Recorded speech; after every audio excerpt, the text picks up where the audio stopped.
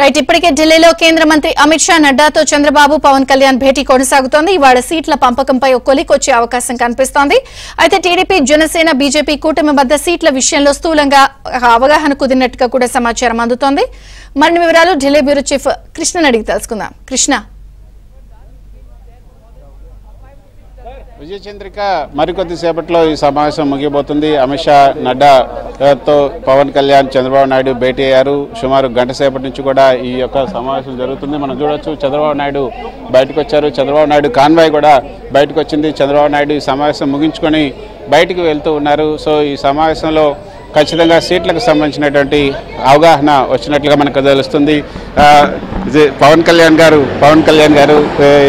కళ్యాణ్ ఇప్పుడే ఈ యొక్క సమావేశం ముగిసిన తర్వాత ఆయన వెళ్ళిపోయారు. ఇద్దరు కూడా ఈ చంద్రబాబు నాయుడు పవన్ కళ్యాణ్ ఇద్దరు కూడా ఈ సమావేశం ముగించుకొని బయటికి వెళ్ళారు. మనకు విశ్వసనీయ వర్గాల నుంచి అందుతున్నటువంటి సమాచారం మేరకు ఖచ్చితంగా 8 స్థానాలను బీజేపీ జనసేన రెండు పార్టీలకు 8 స్థానాలు, అదేవిధంగా 30 అసెంబ్లీ స్థానాలను కేటాయించినట్టుగా తెలుస్తుంది.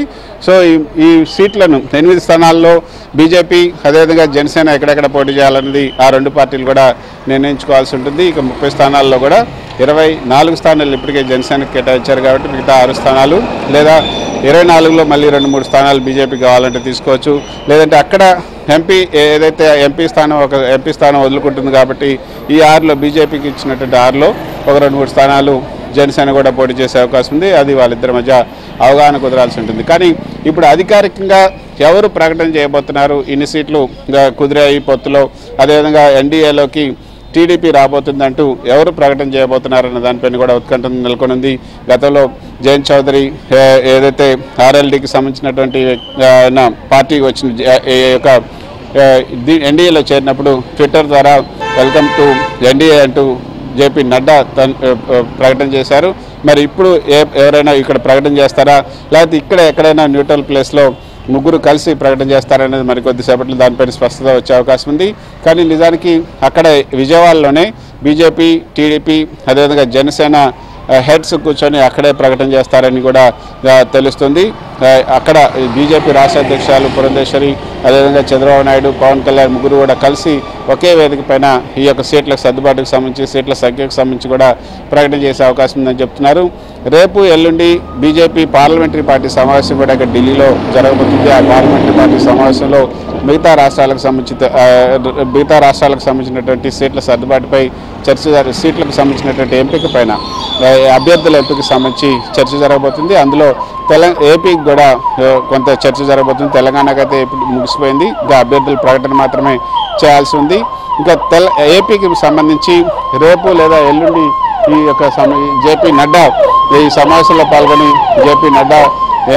ఈ సమావేశంలో ముగిసిన తర్వాత జేపీ నడ్డా తన నివాసానికి బయలుదేరుతున్నారు. జేపీ నడ్డాను మనం చూడొచ్చు. జేపీ నడ్డా కాన్వాయ్ కూడా వెళ్ళిపోతుంది. జేపీ నడ్డా కూడా ఈ సమావేశం తెలిపారు. మరి ఈ అధికారిక ప్రకటన మాత్రమే మిగిలింది. 38 పార్లమెంట్ స్థానాలు, 30 అసెంబ్లీ స్థానాలు ఇచ్చినట్లుగా ఎన్డీఏలోకి టీడీపీ వచ్చినట్లుగా ఎవరు ప్రకటన చేస్తారన్న దానిపైన మరికొద్ది సేపట్లో స్పష్టత రాబోతుంది. ఇందాక మీరు చెప్పినట్లుగా సీట్ల సర్దుబాటు అయితే పూర్తయిందనే చెప్పొచ్చు. విజయ చంద్రిక. కృష్ణ, ఇక్కడ ఢిల్లీ మీడియాలో ఎవరైనా సరే మీడియాని అడ్రస్ చేసే అవకాశం ఉందా? ఢిల్లీలో వేదికగా చంద్రబాబు కానీ పవన్ కళ్యాణ్ కానీ? విజయచంద్రిక, నిజానికి ఈ యొక్క చంద్రబాబు నాయుడు అదేవిధంగా పవన్ కళ్యాణ్ ఇద్దరు కూడా మీడియాను అడ్రస్ చేయాలని ఇక్కడ ఢిల్లీలో అనుకున్నారు.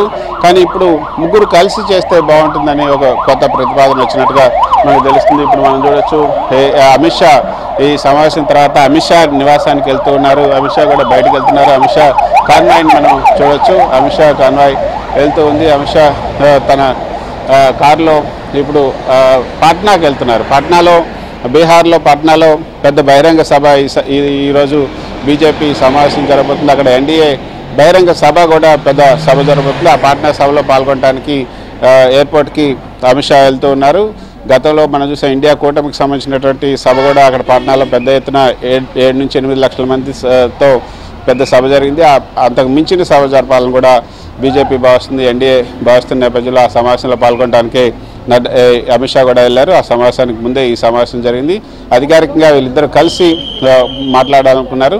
కానీ ఇప్పుడు బీజేపీ ఎవరినైనా ప్రతినిధిని పంపి అక్కడ విజయవాడలో విలేకరుల సమావేశాన్ని ఏర్పాటు చేసి ఈ యొక్క పొత్తుకు సంబంధించి సీట్ల సర్దుబాటుకు సంబంధించి ఎన్డీఏలోకి రావడానికి సంబంధించి ప్రకటన చేస్తుందా, లేకపోతే ఇక్కడ ఎవరైనా ప్రకటన చేస్తారా, లేకపోతే ట్విట్టర్ ద్వారానో లేకపోతే అధికారికంగా ప్రకటన ద్వారానో ఈ యొక్క ఎన్డీఏలోకి టీడీపీ వస్తుంది, తర్వాత సీట్ల సర్దుబాటుకు సంబంధించిన సీట్లు వచ్చాయని కూడా చెప్తారని చూడాలి. అయితే దాని మీద మరికొంతసేపట్లో స్పష్టత వచ్చే అవకాశం ఉంది.